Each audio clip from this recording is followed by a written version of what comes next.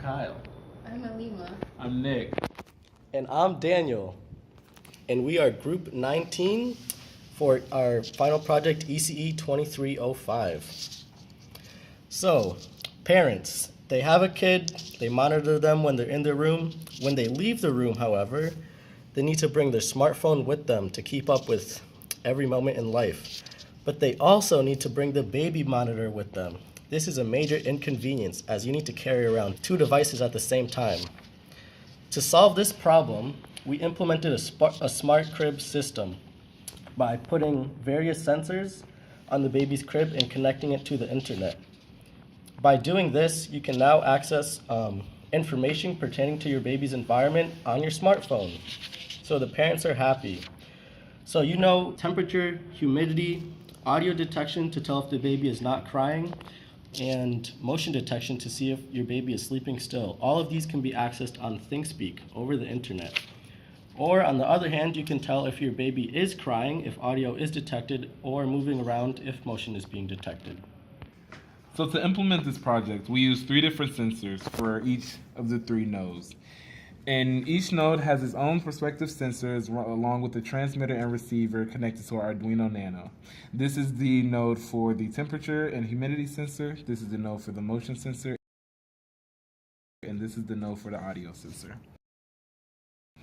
All of these sensors are connected to the aggregate node, which also has an LCD screen to have readings for each of the sensors.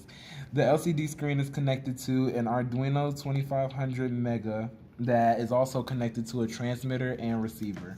The Arduino 2500 Mega is connected to an Ethernet cable, which allows it to connect to the internet, and all of the sensors are connected to a USB power supply. Here we have the LCD display reading for the temperature and humidity sensor. Next, we had to implement medium access control. Step 1 was for our aggregate node to broadcast a sensor ID to all the other nodes. Once a sensor finds an ID that matches its ID, it can then send data.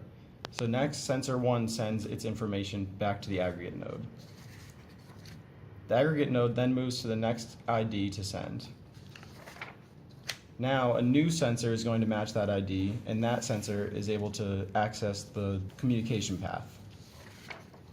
However, if it detects that it was actually the temperature and humidity sensor, the aggregate node will then update the LCD screen with the relevant information.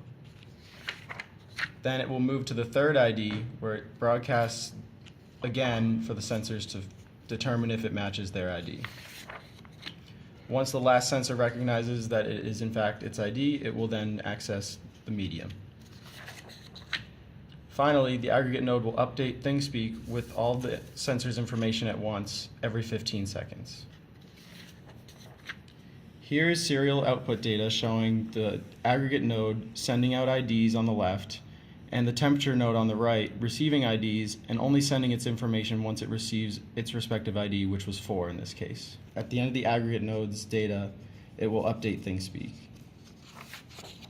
However, sometimes when the aggregate node sends out an ID, it won't reach the sensor correctly and the sensor won't send data. In this case, the aggregate node has to recognize a timeout when receiving data and move on to the next ID.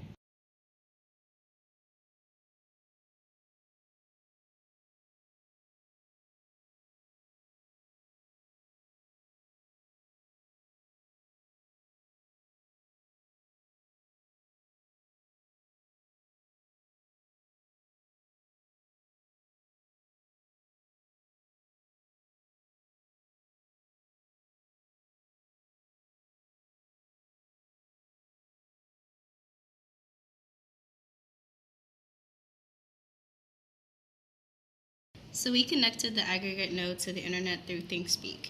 The program randomly generated a channel ID and an API key for the different data readings for each sensors.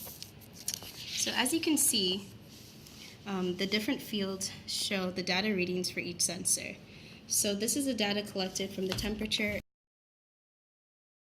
and humidity sensor, audio sensor, and motion sensor. In the channel settings, the channel ID and API key must match in order for the fields within the channel to show the graphical waveforms. Through completing this project, we ran into a few challenges along the way. The first challenge was with the antenna design. We initially started off with 1/8 wavelength antenna, but that wasn't good enough range for connection, so we switched to a 1/4 wavelength for the antenna. Initially, we had two different communication protocol designs.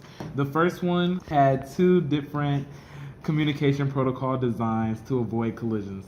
The first one was to give each sensor a time slot so that it could transmit data whenever the time was available, and the second design was for the aggregate node to send out an ID and wait for the sensor to transmit data back to it. We also ran into an issue with the receivers, and assuming that they weren't working properly, but realized that it was just a tuning issue on the screw on the box for the receiver. We also had an issue with internet connection on WPI's campus because it wouldn't allow us to assign MAC addresses. So we had to go to a local area network off campus that didn't have a security block on it in order to upload the readings to the internet. In conclusion, our project was very successful. The objective of our project was to upload the sensor readings to the internet and help the parent have all of the information onto one device. Bye. Thank you.